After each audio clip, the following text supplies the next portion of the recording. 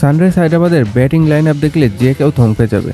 Travis head, Abhishek Sharma, Henry ক্লান্স, Nitish Kumar রেড্ডির মতো মারকুটে batter, এর সঙ্গে রয়েছে প্যাট কামিন্সের দুর্দান্ত নেতৃত্ব। এত শক্তিশালী স্কোয়াড থাকা সত্ত্বেও এবার আইপিএলে কাঙ্ক্ষিত ফল পাচ্ছে না দলটি।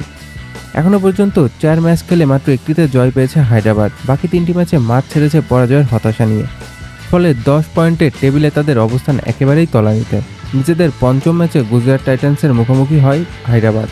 হোম গ্রাউন্ড রাজীব গান্ধী স্টেডিয়ামে টসে হেরে প্রথমে ব্যাটিংয়ে নামে স্বাগতিকরা, কিন্তু ব্যাটাররা আজও হতাশাই করলেন। দলীয় ইনিংসে কেউ বড় স্কোর করতে পারেনি। 8 উইকেট হারিয়ে হায়দ্রাবাদ সংগ্রহ করে 152 রান।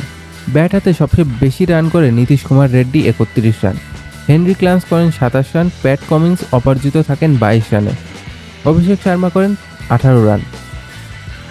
গুজরাট টাইটান্সের হয়ে দারুণ বোলিং করে মোহাম্মদ সিরাজ 17 রান দিয়ে তুলে নেন 4টি গুরুত্বপূর্ণ উইকেট। এছাড়া প্রসি কৃষ্ণা ও সাই কিশোর নেন 2টি করে উইকেট। 153 রানের সহজ লক্ষ্য, কিন্তু শুরুটা একটু টালমাটালভাবেই শুরু করে। দলীয় 16 রানের মধ্যেই সাজঘরে ফেরেন সাই সুদর্শন ও জস বাটলার। এরপর দায়িত্ব নেন শুভমান গিল ও ওয়াশিংটন সুন্দর খেলেন ঝড়ো ইনিংস, মাত্র 29 বলে 49 রান। তার বিদায়ের পর কাজটা শেষ করে দেন অধিনায়ক গিল ও রাদারফোর্ড।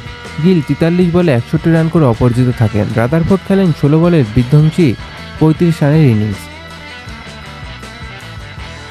আইপিএলের শুরুটা হয়েছিল জয়, কিন্তু এরপর থেকে যেন ছন্দ হারিয়ে ফেলেছে সানরাইজ হায়দ্রাবাদ।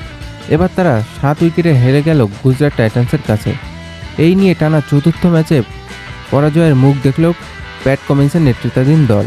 অন্যদিকে 4 ম্যাচে এটি শুভমান গিলের গুজরাট টাইটান্সের তৃতীয় জয়। দুর্দান্ত ফর্মে থাকা গুজরাট পয়েন্ট টেবিলে নিজেদের অবস্থান আরও শক্ত করল।